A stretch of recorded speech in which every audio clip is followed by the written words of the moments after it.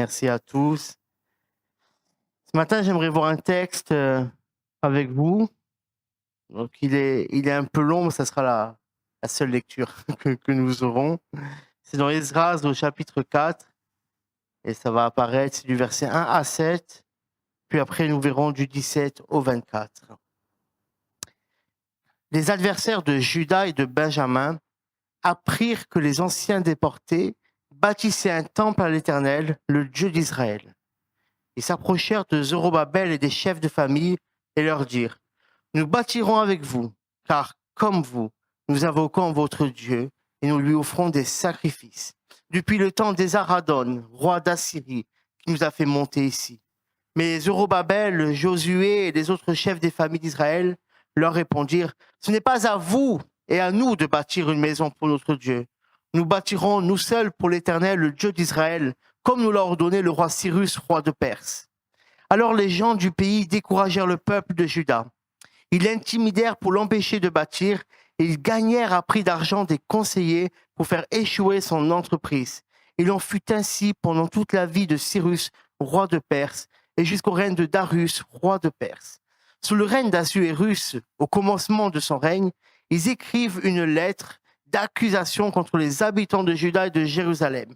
Et du temps d'Artaxerxès, Bisham, Miredat, Tabéel et le reste de leurs collègues écrivirent à Artaxerxès, roi de Perse, la lettre qui fut écrite en caractère araméen et traduite en araméen. Le roi, verset 17, envoya cette réponse. À Réhoum, gouverneur, à Shimshai, secrétaire et au reste de leurs collègues demeurant à Samarie et aux autres lieux de l'autre côté du fleuve, salut. La lettre que vous nous avez envoyée a été lue exactement devant moi. J'ai donné ordre de faire des recherches et l'on a trouvé que dès les temps anciens, cette ville s'est soulevée contre les rois et qu'on s'y est livré à la sédition et à la révolte. Il y a eu à Jérusalem des rois puissants qui dominaient sur tout le pays de l'autre côté du fleuve et auxquels on payait tribut, impôts et droits de passage. En conséquence, ordonnez de faire cesser les travaux de ces gens afin que cette ville ne soit pas rebâtie avant une autorisation de ma part. Gardez-vous de mettre en cela de la négligence, de peur que le mal augmente au préjudice des rois. Aussitôt que la copie de la lettre du roi Artaxerxès eut été lue devant Réhoum, Shimshai, le secrétaire et leurs collègues, ils allèrent en hâte à Jérusalem vers les Juifs et firent interrompre leurs travaux par violence et par force. Alors fut interrompu l'ouvrage de la maison de Dieu à Jérusalem et il fut interrompu jusqu'à la seconde année du règne de Darius, roi de Perse. C'était un peu long, excusez-moi, mais j'ai appelé le titre de ce message « Les obstacles à la reconstruction ». Et comme le thème de notre jeûne, c'est la reconstruction, c'est bâtir ensemble, il est important qu'on sache, lorsqu'on va bâtir, lorsqu'on va construire, ce à quoi on peut être préparé, ce à quoi on peut être confronté, ce qui va être en face de nous pour nous empêcher de mettre à bien ce que le Seigneur nous demande de faire. Vous savez, le peuple revient d'après 70 ans de captivité. Il a été déporté à Babylone parce qu'il n'avait pas obéi au commandement du Seigneur, parce qu'il avait arrêté d'adorer Dieu, parce qu'il avait arrêté de donner sa vie pour le Seigneur. Et pourtant, c'est le Seigneur qui avait donné ce pays. Il avait donné la terre promise, comme on dit. C'était une bénédiction de Dieu. Mais ils n'ont pas su garder la bénédiction. Ils n'ont pas su s'approprier cette bénédiction et la chérir. Ils ont oublié qu'elle avait été donnée par l'Éternel et que Dieu est tout-puissant pour donner et pour reprendre les choses. Et donc, c'est pour ceux-là qui sont en captivité. Il y a des fois, il y a des gens qui ont besoin d'être toujours dans la souffrance pour être dans l'obéissance au Seigneur. C'est malheureux, mais des fois, c'est comme ça. S'ils ne sont pas dans la souffrance, ils n'obéiront pas au Seigneur. Et le peuple était dur de cœur. Et il n'écoutait pas, il ne voulait pas. Alors Dieu, par amour pour sauver le peuple, par amour pour ramener le peuple à lui, il a permis qu'ils partent en captivité. Il a permis qu'ils s'en aillent loin de cela. Et durant un temps, 70 années. Mais vient un roi.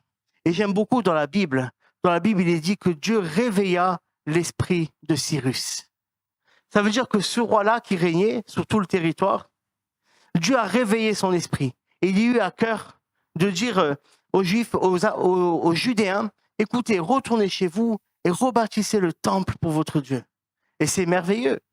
Ça veut dire que Dieu a permis qu'à ce moment-là, le peuple retourne. Et ce peuple-là avait un mandat. Ce mandat était par le roi Cyrus, mais il venait de Dieu. C'était rebâtir le temple, reconstruire ce qui avait été détruit, reprendre la terre promise. Mais tu ne peux pas reprendre la bénédiction si Dieu n'est pas au cœur de cette bénédiction. C'est pour ça qu'il fallait remettre le temple en premier. Rebâtir le temple, c'était remettre Dieu au cœur de la nation. C'était remettre Dieu à la première place dans le pays promis. Avant de reconstruire ces maisons, l'objectif c'était je rebâtis le temple du Seigneur. C'est à lui que je donne en premier. Et on est dans ce contexte-là que le peuple, lui, est en train de rebâtir le temple et il commence. Il pose des fondations. Il commence à travailler. Et on voit Zorobabel qui était le gouverneur et Josué qui était le souverain sacrificateur. Mais voici que des adversaires étaient là. Le chapitre commence par les adversaires. Il y a toujours des adversaires qui voudront t'empêcher. Et le premier obstacle qui est là, c'est quand ils disent « nous voulons bâtir avec vous ». Et c'est le mélange. Le mélange est un obstacle à la construction. Le mélange va t'empêcher vraiment de pouvoir bâtir comme Dieu veut. Je pense à un exemple comme ça. Si je mets du sirop, je sais pas, au hasard, kiwi banane, pour ceux qui aiment bien. Je sais qu'il y en a qui aiment bien ça, les sirops bizarres. Moi, j'avoue. Je mets du sirop de kiwi banane et je mets de l'eau. Je vois la différence entre l'eau et le sirop. C'est vrai ou pas? Elle y est. Mais si je prends ma touillette là et je fais le mélange, je ne pourrai jamais récupérer la partie sirop et la partie eau. Ils n'ont fait plus qu'un. Ils ont fusionné ensemble. C'est pareil. Si je mets du sel et du poivre dans mon plat, je ne peux pas récupérer les grains de sel, je ne peux pas récupérer les grains de poivre. C'est pas possible. Le mélange a été fait. Et le mélange, s'il arrive à prendre place, il va nous empêcher de construire. Parce que l'objectif, n'oublions pas, ce sont des adversaires. Le beau discours de dire on veut construire avec vous parce qu'on adore le même Dieu que vous, c'est juste des paroles. C'est juste de la séduction. Souvent, le mélange, il vient de quoi? Il vient par la séduction. Il vient par une belle parole qu'on entend. Quelqu'un de charismatique. Quelqu'un qui, lui, il est compétent, elle est compétente. Je vais m'associer. C'est bon pour les affaires, c'est bon pour ça. Mais il y a des choses où Dieu ne te demande pas de t'associer. Il y a des choses, ça doit être fait par l'Église seule. Ça doit être entre nous. Pas besoin de faire les choses extérieures. Il y a des fois le mélange, tu sais comment il vient le mélange?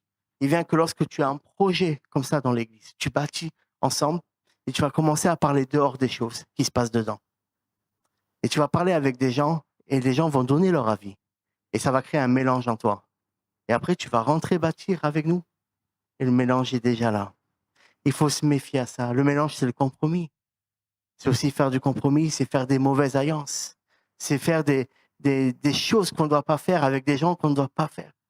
Il y a des gens qu'on ne doit pas fréquenter, qu'on ne doit plus fréquenter. Pour d'autres, c'est facile, pour d'autres, c'est plus difficile. Vous comprenez ce que je veux dire? Je me rappelle au début de ma conversion, j'étais très attaché à mes amis. Très, très attaché, c'était mes amis. Et il n'y a pas de souci, et je les aimais. Mais ces amis-là me faisaient toujours chuter. Tout le temps, continuellement, je chutais.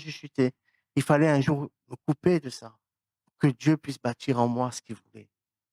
Et nous, on doit aussi savoir couper certaines choses pour que Dieu puisse bâtir ce qu'il veut. Les choses de l'Église restent dans l'Église. Les choses de l'Église qu'on bâtit ensemble, c'est nous qui devons bâtir. Ce n'est pas les autres qui doivent venir. Vous savez, un exemple pourtant qui est négatif, mais que je vais sortir un côté positif. La tour de Babel. Ils ont construit. Ils ont construit contre la volonté de Dieu, mais ils ont construit. Il n'y avait pas de mélange. Mais le jour où ils se sont plus entendus, le jour où la division est venue, le jour où les langues se sont mélangées, ils ont dû arrêter de construire. Qu'il n'y ait pas de mélange entre nous non plus, de langage. Vous comprenez? Il n'y ait pas de mélange d'idéologie, d'idées, de doctrine. On est là, on est enseigné, on a un pasteur qui est là, qui nous enseigne. Amen. Je n'ai pas besoin d'aller chercher ailleurs. Je n'ai pas besoin de faire ailleurs. J'appartiens à cette église. Si je suis membre de cette église, j'appartiens à cette église et à cette église seule. Amen.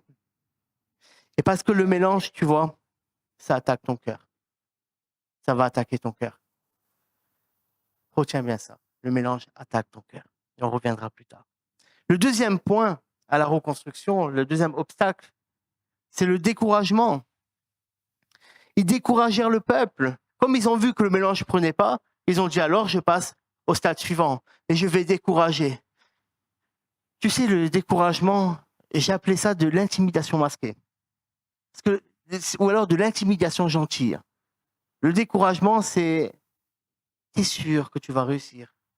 Est-ce que tu es certain que c'est pour toi? Est-ce que tu es certain que tu as les épaules pour ça? Tu crois vraiment que Dieu t'a demandé ça? Non, mais le Seigneur n'est pas comme ça. Moi, je pense que c'est pas pour toi. Laisse ça aux autres. Laisse ça à ceux qui ont plus d'années dans la foi. Tu vas entreprendre ça pour Dieu, mais non, ne fais pas. Tu vois, tout ce discours-là, c'est un discours de découragement. Il paraît sympathique. On peut même te le dire avec le sourire. Écoute, c'est pas pour toi. On peut te le dire avec gentillesse, mais c'est que d'apparence. L'apparence est gentille. Le cadeau est bien emballé, on dira, mais à l'intérieur, c'est du poison. Tout ce qui veut te décourager à construire pour Dieu, tout ce qui veut te décourager à être dans l'unité, à être dans l'église, à bâtir ensemble, c'est pas de Dieu. S'il y a des gens qui veulent te décourager, sache qu'ils ne sont pas envoyés de Dieu pour toi.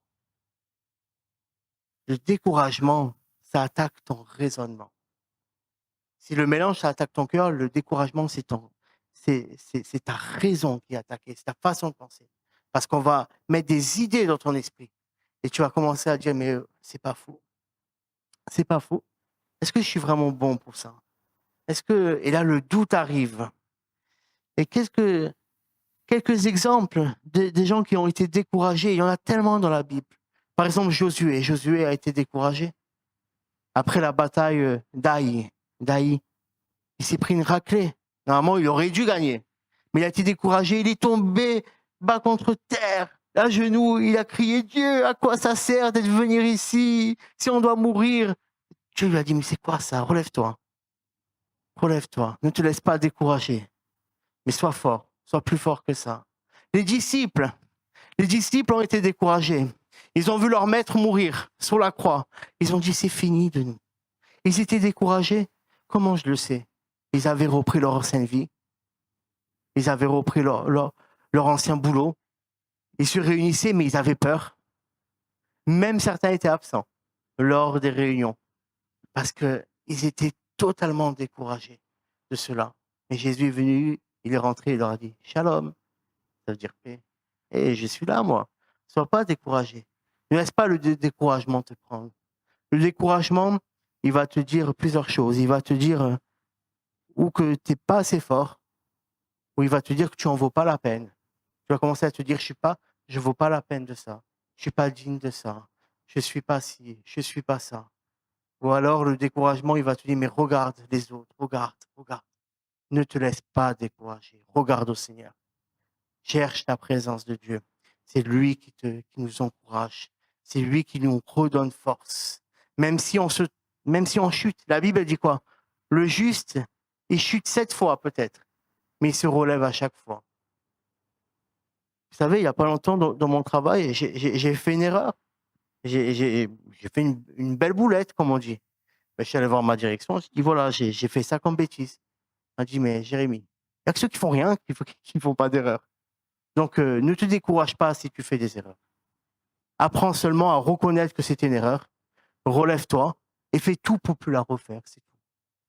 Mais ne reste pas à terre comme ça en disant j'ai fait ça. Non, ne te culpabilise pas.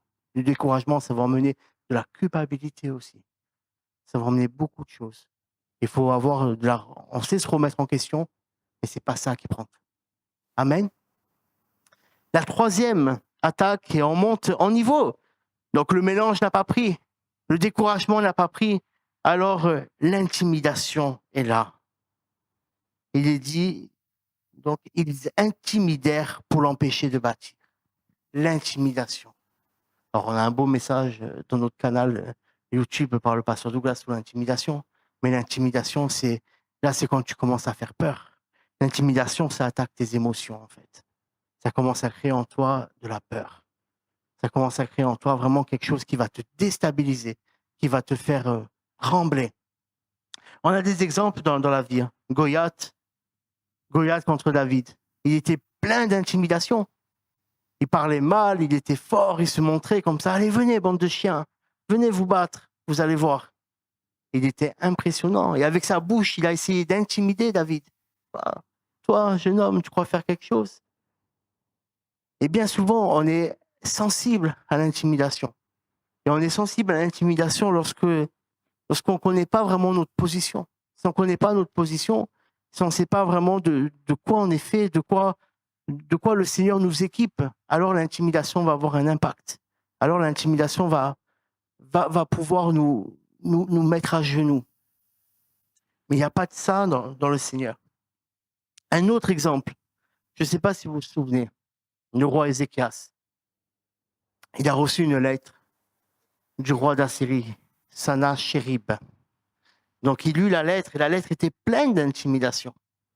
Et vous savez ce qui est marrant, c'est que le roi en question qui a intimidé Ézéchias, c'était le successeur du roi qui avait emmené tous ces gens qu'on est en train de voir dans Esdras, en Samarie.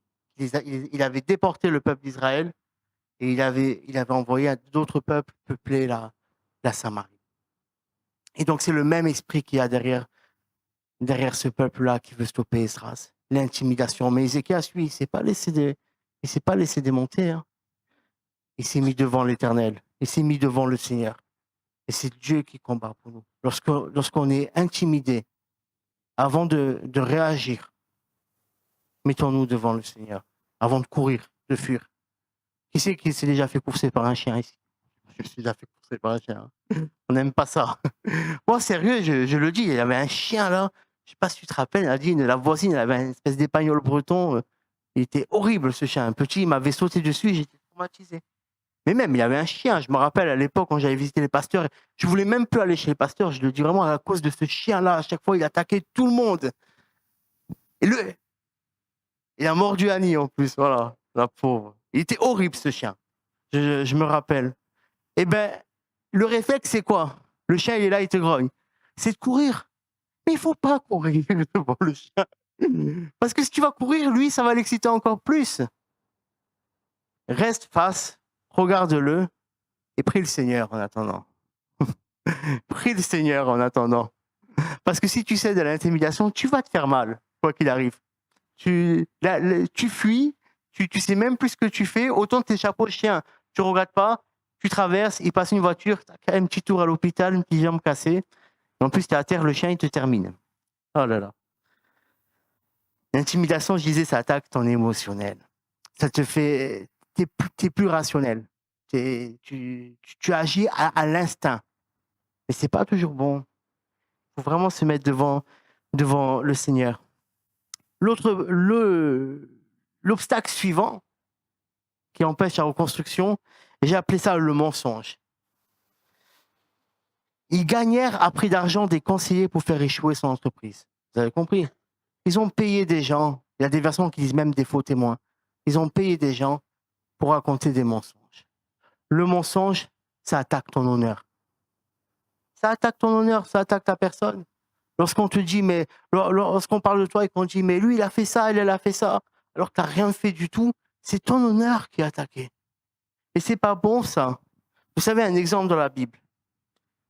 J'ai parlé de ça la dernière fois que je prêchais aussi. Le roi Akab. Il voyait une vigne magnifique, la vigne de Naboth. Il voulait cette vigne, c'était plus fort que lui, elle était là. Il la voulait, et Naboth lui a dit, mais jamais je te vendrai mon héritage, c'est à moi. Aussi bien roi que tu sois, j'ai pas à te vendre ça. Ça m'appartient, je veux le garder. Il est rentré chez lui, il avait une tête. Il était au bas des pâquerettes. Et sa femme, elle le voit, il fait, mais c'est quoi cette tête-là? Ben, il lui explique la situation. Elle lui dit, mais attends, tu es roi ou pas roi? Prépare-toi, fais-toi beau, souris, je règle la situation. Mais la femme, qu'est-ce qu'elle a fait? Elle a embauché 2 ou 3 vauriens qui ont menti, qui ont dit ah, Naboth, mais on le connaît, lui. Il a commencé à blasphémer contre Dieu. Jézabel, s'il vous plaît, qui se plaint, soi-disant que quelqu'un a blasphémé contre Dieu. Putain, qu'est-ce que fout la charité, là? Mais ça suffit à le faire exécuter. Son honneur, il était sale. On l'a accusé de quelque chose qu'il n'avait pas fait.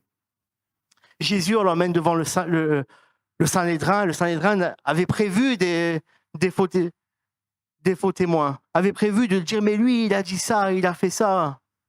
Mais Jésus, plein de vérités, ils n'ont même pas eu besoin de les utiliser, parce qu'ils ont trouvé autrement de quoi le piéger. Ça attaquera toujours ton honneur. Quand tu veux construire ensemble, quand tu veux bâtir pour Dieu, sache qu'il y a des gens qui parleront. Quand tu vas t'élever sérieusement pour construire pour le Seigneur, quand tu vas t'élever sérieusement pour servir Dieu, tu auras affaire à ça. Il y aura des gens qui voudront s'unir avec toi, mais qui ne seront pas là pour t'aider. Il y aura des gens qui seront pleins peut-être de faux semblants avec toi, mais qui seront là pour te décourager. D'autres gens qui vont t'intimider. Et d'autres gens qui vont commencer à te faire une fausse réputation. Des fausses choses. Mais prends courage. Ne redoute pas cela. Continue de bâtir. Ton honneur, il est peut-être atteint, mais c'est Dieu qui le lavera. C'est Dieu qui restaurera. C'est lui notre espérance. Et la dernière des attaques, c'est la violence. Parce que lorsqu'ils ont reçu la lettre, il est dit qu'ils sont allés, ils ont fait interrompre les travaux par la violence et la force. La violence, ça attaque ton corps, ça attaque ta chair. Et là, que faire? Je ne peux penser qu'à l'Église qui est persécutée déjà. Ce pas des choses... On peut prendre beaucoup de passages dans la Bible, mais je voulais parler de quelque chose qui est d'actualité. L'Église, une partie de l'Église est persécutée. Nous pas, quoique, on ne sait pas. Peut-être qu'il y a des membres de notre famille qui peuvent péter un câble. Si on se convertit, peut-être des amis, on ne sait pas, qui peuvent nous menacer ou quoi que ce soit. Ça existe, suivant le plan dans lequel on vient à l'origine aussi. Mais il y a des frères et sœurs actuellement qui souffrent juste parce qu'ils ont accepté Jésus-Christ, juste parce qu'ils ont décidé de bâtir le royaume de Dieu, qui passent des années en prison. Certains sont torturés en Iran, dans des pays comme ça. L'Église aussi n'est pas épargnée par cela. Et ça, c'est la phase ultime. Vous savez, ces 5 obstacles-là, je veux bien croire qu'il y en a plein d'autres, mais j'ai pris juste par rapport à ce texte-là, qui est le texte de base. On commence dans la reconstruction, c'est le début du jeûne et prière. Le thème, il est là. Et donc, j'ai pris le début d'Esdras et j'ai trouvé approprié de nous parler ce à quoi on risque d'être confronté à un moment ou à un autre. Mais n'oublions pas qui nous sommes. N'oublions pas ce que Jésus fait pour nous. Comment Jésus agit en nous. Comment Jésus, lui, il a décidé de nous relever, de nous restaurer, de nous mettre une identité. Nous sommes en Jésus. Nous ne sommes plus comme nous étions avant. N'ayons pas peur de cela. Si vous avez remarqué, cette liste, elle va crescendo, je dirais. Au début, bon, c'est gentil, à la fin, c'est extrême. Et l'adversaire, c'est ça qu'il veut faire. Si au début, il peut t'avoir dans ta vie par des compromis, pas besoin d'aller plus loin, c'est gagné.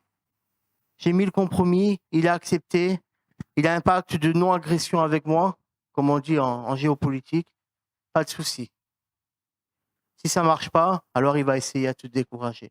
Qui n'a jamais été découragé ici? Moi, j'ai déjà été découragé. Moi, j'ai déjà été dans le mélange. J'ai déjà été intimidé, mais c'est la vie de tous les jours. Mais ce qui nous a intimidés hier, que cela ne nous intimide plus aujourd'hui. C'est juste ça. Ce qui nous a hier fait chuter, que cela ne nous fasse plus chuter aujourd'hui. C'est tout. On doit continuer à bâtir, à se relever ensemble. Le projet de Dieu, il va s'accomplir. Honnêtement. Avec ou sans moi. Avec ou sans nous. Si Dieu a un projet, il s'accomplira. Il s'accomplira quoi qu'il arrive.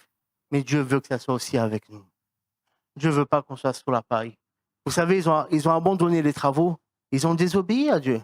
Parce que tout ça leur a fait stopper et leur a fait désobéir à Dieu au point que 2 prophètes ont dû se lever pour leur dire de reprendre les travaux. Le prophète Agé et le prophète Zacharie, me semble. Ils ont dû se lever et dire, les gars, il est temps de reprendre le travail là. Hein. Ne vous inquiétez pas. Hein. Et du moment qu'ils se sont remis au travail, il n'y a pas eu de souci. Dieu a suscité un autre roi. Et ce roi-là leur a donné la pleine liberté. Mais il fallait qu'ils se lèvent. Il fallait. Le problème, c'est que si on s'est arrêté un jour, est-ce que tu t'es relevé? C'est une question que je te pose. Ne reste pas à terre. Si tu t'es pas relevé, ne reste pas à terre. Relève-toi, reprends le chemin. Dieu, il n'est pas là à te regarder à terre, ça lui prend pas plaisir. Il n'a qu'une envie, c'est de dire, mon fils, lève-toi, recommence, rebâtis, ne t'arrête pas, continue, reprends, n'aie pas peur, moi je suis avec toi, moi je te relève, moi je te protège. C'est ça le Seigneur. Son désir, c'est que nous sommes là et qu'on arrête de nous faire voler. J'avais mis un verset, c'était Matthieu 5,37, c'était que ton oui soit oui. Tu peux l'afficher, mais purée, j'ai pas la référence, il y a un verset meilleur que ça, contre le mélange. C'est quand Jésus dit, vous ne pouvez pas servir 2 maîtres à la fois.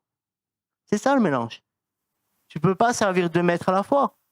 Tu ne peux pas servir Dieu ou Mammon, tu ne peux pas servir Dieu ou je sais, ou toi-même même. Des fois, nous-mêmes, nous sommes notre propre maître, notre propre Dieu. C'est pas ça. C'est ça aussi le mélange. 6,24, Matthieu? Ok, Matthieu 6,24. Vous ne pouvez pas servir 2 maîtres à la fois. C'est ça le mélange. C'est prendre position aussi. Le pasteur, il a parlé vendredi. Se positionner. Soyons positionnés. Moi, je me positionne de ne pas être dans le mélange. De pas être dans la corruption. Que ton oui soit oui. Ne te laisse pas décourager, mais comme il est dit à Josué, fortifie-toi et prends courage. Tu peux afficher, Josué, je t'ai donné normalement. Fortifie-toi et prends courage, car c'est grâce à toi que ce peuple héritera du pays que j'ai juré à leur père de leur donner. Wow. C'est grâce à toi, Église. C'est grâce à toi que les gens du dehors vont être au bénéfice du salut. C'est grâce à toi. C'est toi qui as envoyé pour annoncer l'évangile. C'est toi qui as envoyé pour guérir les malades. C'est toi qui as envoyé pour faire des disciples. C'est toi, Église. Et si toi, tu n'y vas pas alors, qui le fera? C'est à nous d'y aller, c'est à nous de le faire. C'est à nous de nous fortifier, de prendre notre courage à deux mains et de dire, allez, je vais dehors, j'annonce l'évangile, je bâtis le royaume pour le Seigneur. Sois comme Ézéchias, qui a fait confiance au Seigneur. On en a parlé tout à l'heure. Ézéchias, c'est dans 2 Rois, Martine. J'ai donné les versets dans l'ordre, puisqu'on les récite. Ézéchias prit la lettre de la main des messagers, la lut et monta à la maison de l'Éternel. Ézéchias la déploya devant l'Éternel. Verset suivant. Il pria devant l'Éternel et dit, « Éternel, Dieu d'Israël, qui siège sur les chérubins, c'est toi qui es le seul Dieu pour tous les royaumes de la terre. C'est toi qui as fait les cieux et la terre. » Gloire à Dieu. Gloire à Dieu. Il s'est pas excité. Il n'a pas laissé la peur prendre. Il n'a pas laissé l'intimidation prendre. Il s'est mis devant le Seigneur et il a dit, voilà la situation. Moi, humainement parlant, je ne peux rien faire. Je ne peux pas. Mais toi, tu es Dieu. Toi, tu peux agir pour moi. Toi, tu peux agir en ma faveur. Alléluia. Ne cède pas au mensonge. Ne cède pas au mensonge et ne sois pas un instrument de mensonge non plus. Éphésiens 4, 25. Ça, je voulais nous le dire à nous. C'est pourquoi rejetez le mensonge et que chacun de vous parle avec vérité à son prochain, car nous sommes membres les uns des autres. Ne mens pas. Ne te laisse pas avoir par le mensonge. On a parlé que les faux témoignages, ça salit notre honneur, ça salit notre personne. Mais si nous-mêmes, on témoigne mal de l'un d'entre nous, on est en train de salir l'honneur et la réputation de quelqu'un d'autre. Pas de ça. On a quelque chose à reprocher. Est-ce que je peux te parler? Je ne suis pas d'accord avec ça. Ne prends pas mal, mais ça m'a blessé. Ou alors, là j'ai trouvé que tu n'as pas été correct avec moi. C'est tout. Dans la paix, dans la vérité, dans l'amour. N'aie pas peur, mais sois comme Shadrach, Meshach et Abednego, devant la fournaise ardente. Ils n'ont pas eu peur. Ils ont fait confiance à Dieu. Ils n'ont pas cédé. Pourtant, là, leur vie était mise en danger. Hein. Leur vie était vraiment mise en danger, mais ils n'ont pas cédé. Le dernier verset que je voudrais vous dire, Matthieu 10, 28, nous dit ceci. Ne craignez pas ceux qui tuent le corps et qui ne peuvent pas tuer l'âme. Craignez plutôt celui qui peut faire périr l'âme et le corps dans la géhenne. Facile à lire, difficile à mettre en pratique, mais tellement vrai. Parole de Jésus. N'ayons pas peur de la violence des hommes. Parce que si la violence, si peut-être on se protège de la violence des hommes, mais que derrière on oublie Dieu, on ne craint pas Dieu, on a tout perdu. Craignons plutôt le Seigneur, ayons du respect envers le Seigneur. Et là, ça sera meilleur pour nous. On va terminer par la prière. Je veux juste prier et vous bénir. Seigneur Dieu, je te remercie pour ta parole. Tu vois ces obstacles, Seigneur, qui sont là, Seigneur, mais je sais déjà, Seigneur, qu'on va être confronté à des obstacles, Seigneur, mais je sais qu'on va les dépasser, qu'on va les vaincre, Seigneur, qu'on va construire, qu'on va bâtir ensemble, Seigneur. Seigneur, et je te prie maintenant pour ton peuple qui est là, Seigneur. Et si peut-être il y a des frères et sœurs, Seigneur, qui sont dans une des situations déjà, qui sont déjà dans le mélange, Seigneur, et qui veulent prendre position devant toi, Seigneur. Je te demande maintenant de les éclairer, Seigneur, pour qu'ils puissent se tenir et avoir la force de rejeter le mélange, Seigneur. S'il y en a qui sont dans le découragement, je te demande de venir les fortifier, de venir, Seigneur, les encourager. Seigneur, tout comme Jésus, lorsqu'il était en prière, Seigneur, au Gethsémané, Seigneur, lorsqu'il commençait à être angoissé, Seigneur, tu as envoyé, Seigneur, ton ange, Seigneur, pour le fortifier, Seigneur. Je prie, Seigneur, que s'il y en a qui sont dans le découragement, que le découragement quitte ta vie, au nom de Jésus. Que le découragement quitte ta vie, au nom de Jésus. S'il y en a qui sont dans la peur, tu vis dans la peur de l'intimidation de quelqu'un. Écoute, lève-toi de cela. Ne te lève pas peut-être physiquement, mais lève-toi déjà spirituellement devant le Seigneur. C'est lui qui te rend fort. Spirituellement, tu es plus fort, tu es au-dessus. Reçois cette capacité, reçois cette vérité dans ton âme. Au nom puissant de Jésus, au nom puissant de Jésus, si ta réputation est à terre, peut-être qu'on dit de toi des choses fausses, des choses mauvaises, peut-être des choses du passé, mais que c'est vraiment lointain. Au nom de Jésus, que maintenant tu sois restauré dans ta réputation, restauré dans ton honneur. C'est le Seigneur qui t'élève, c'est le Seigneur qui te met. Si toi peut-être tu as sali aussi avec ta bouche, tu as sali des frères, des sœurs, même des gens du travail, des gens du dehors, va demander pardon aussi. Va demander pardon à la personne pour cela.